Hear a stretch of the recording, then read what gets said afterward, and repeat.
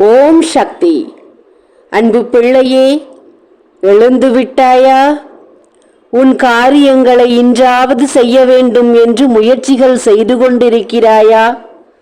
என்னதான் முயற்சி எடுத்தாலும் எனக்கு எதுவுமே நன்மையில் முடியவில்லையே என்ற வருத்தத்தில் நின்று கொண்டிருக்கிறாயா? செல்லலாமா வேண்டாமா? போனாலும் ஏதாவது தடை வந்து விடுமா?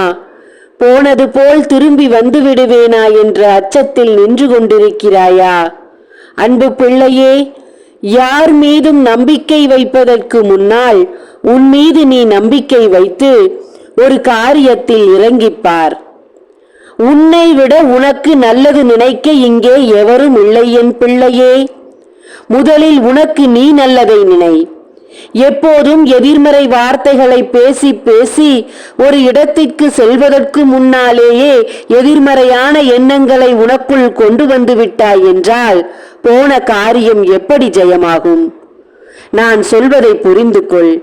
எப்போதும் எதிர்மறையான வார்த்தைகளை எண்ணங்களை உருவாக்கி கொள்ளாதே.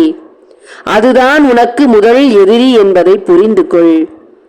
இன்று ஒரு காரியத்தை எதிர்பார்த்து காத்திருக்கிறாய், இன்றாவது நடக்குமா நடக்காதா என்று.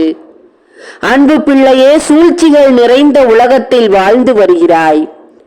நீ இருக்கும் இடத்தை சுற்றியும் சூழ்ச்சிகள் நிறைந்திருக்கிறது.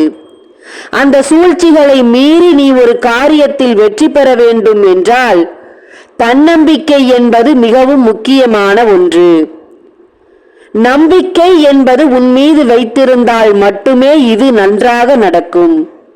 மற்றவர்களை பார்த்து பயந்து கொண்டு தடுத்து விடுவார்களோ என்று அவர்கள் மீது மிகவும் பெரிய நம்பிக்கையை வைத்திருக்கிறாய். ஏனென்றால் தடை செய்து விடுவார்கள், கெடுத்து விடுவார்கள், அவர்களுக்குத்தான் அதிகமான வெற்றி கிடைக்கும் என்பது உன்னுடைய எண்ணம். அப்போது அப்படித்தானே நடந்து கொண்டிருக்கும். உன் எதிரியின் மீது வைத்திருக்கும் நம்பிக்கையை உன் மீது வை என்றுதான் நான் கூறுகிறேன். நான் சொல்வது புரிகிறதா உனக்கு? அப்போது எல்லா காரியமும் உனக்கு ஜெயமாகத்தான் நடக்கும் என் அன்பு பிள்ளையே. தங்கமே, உன் வாழ்க்கையில் நடந்து கொண்டிருக்கும் பிரச்சனைகள் அனைத்தும் தீர வேண்டும் என்றால் உன் மீது நீ நம்பிக்கை வைக்க வேண்டும். பிறகு தெய்வத்தின் மீது நம்பிக்கை வைக்க வேண்டும். மற்றவர்கள் மீது இருக்கும் நம்பிக்கையை இன்றோடு நீ அழித்துவிடு என் பிள்ளையே. நான் கூறுவதை மனதில் பதித்து வைத்துக்கொள். அநேக முறை உனக்கு தவறுகள் நடந்துவிட்டது. அநேக முறை உனக்கு தோல்விகள் நடந்துவிட்டது. அந்த தோல்விகளை படிக்கட்டுகளாக வைத்து அந்த படிக்கட்டுகளில் ஏறி மேலே வா என் பிள்ளையே. கட்டாயம் வெற்றி என்ற உச்சத்தை நீ அடைந்தே தீருவாய் என் பிள்ளையே. நன்றாக புரிந்து கொள்ளின் அன்பு பிள்ளையே. கெட்டது நினைத்து கொண்டே இருப்பவன் நன்றாக வாழ்ந்து கொண்டே இருப்பான் என்று நினைத்து விடாதே. அவனுக்கும் அங்கே ஆரம்பித்து விட்டது. அவன் வெளியே தெரியக்கூடாது என்று மூடி மறைத்து வைத்துக் கொண்டிருக்கிறானே ஒழிய அவன் அங்கே நன்றாக வாழவில்லை பிள்ளையே. அது எனக்குத்தான் தெரியும். கெடுவான் கேடு நினைப்பான் அல்லவா? கெட்டு போகத்தான் அவனுக்கு கெட்ட எண்ணம் வந்து விட்டது. அவன் அழிந்து விடுவான். அவனை நான் பார்த்து கொள்கிறேன். நீ உன்னுடைய கடமைகளை செய், உன் வேலைகளை செய்.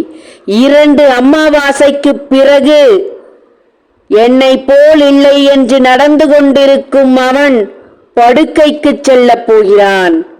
உன் எதிரி படுக்கைக்கு செல்ல போகிறான். உன் துரோகி படுக்கைக்கு செல்ல போகிறான். எழுந்து நடக்கக்கூட முடியாமல் ஆகப் போகிறான்.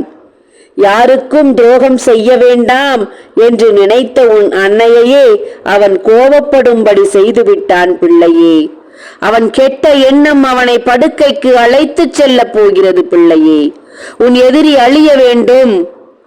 உன்னுடைய துரோகி உன் கண் முன்னால் வரக்கூடாது என்று நினைக்கும் என் பிள்ளையே, உடனடியாக உன் தாய் உனக்காக கையில் ஏந்தி காத்திருக்கும் 48 நாள் பூஜையில் வைத்த எந்திரங்களையும் சாம்பராணியும் ஆண் பெண் உருவத்தையும் சத்திய நாராயணா படத்தையும் முதலாவதாக உன் மீது நம்பிக்கை வைத்து என் மீது நம்பிக்கை வைத்து இதை வாங்கி பூஜை செய்.